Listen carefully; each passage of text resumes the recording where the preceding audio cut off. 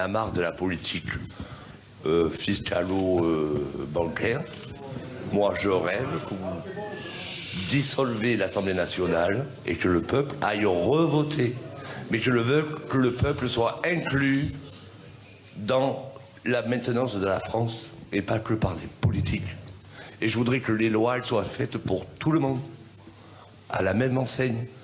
C'est intéressant. Dites-moi, je voudrais que on revote pour l'Assemblée nationale et puis on sera représenté vraiment. Mais on est en démocratie. Moi, j'ai été élu par le peuple. Non, mais j'ai été élu par le peuple. Si vous n'avez pas voté pour moi, je regrette, mais je veux dire, ça veut dire que vous aviez une autre voix, mais vous n'avez pas été majoritaire. Et si vous n'avez pas été voté, moi, je suis désolé. Je ne peux pas accepter de dire une démocratie, c'est un système où les gens sont fiers de ne pas aller voter, et puis quand ils ne sont pas d'accord, ils bloquent les ronds-points. C'est pas la démocratie. Peut-être que vous n'allez pas entendre, mais je pense qu'on va quand même bien l'écouter. Et la réponse d'Emmanuel Macron. Tout à l'heure, M. Guillaume a dit qu'il fallait avoir confiance dans les politiques. Moi, je peux vous dire que je n'ai plus du tout confiance en vous. Mais vraiment plus du tout. Pour moi, c'est vrai qu'un politique peut mettre des politiques en place et ça peut fonctionner.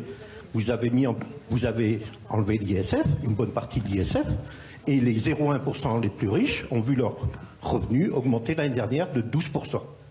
Quelque temps après, vous avez parlé des SDF et vous avez dit en 2017, juste après ça, qu'à la fin de l'année, il n'y aurait plus de SDF dans les rues en France.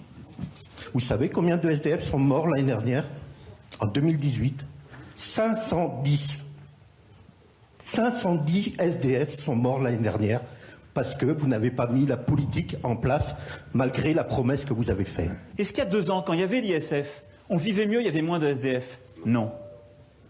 Donc, pardon, mais on est en train, sur ce sujet, on peut avoir des accords, des désaccords. Hein. Mais en tout cas, moi je vous explique pourquoi je l'ai fait. Je ne l'ai pas fait pour faire un cadeau à des gens. J'ai dit, si vous... Non, c'est pas vrai. S'ils réinvestissent dans l'économie, s'ils le mettent et qu'ils s'achètent une villa, ils sont taxés. Bon, Philippe Bruno est avec nous.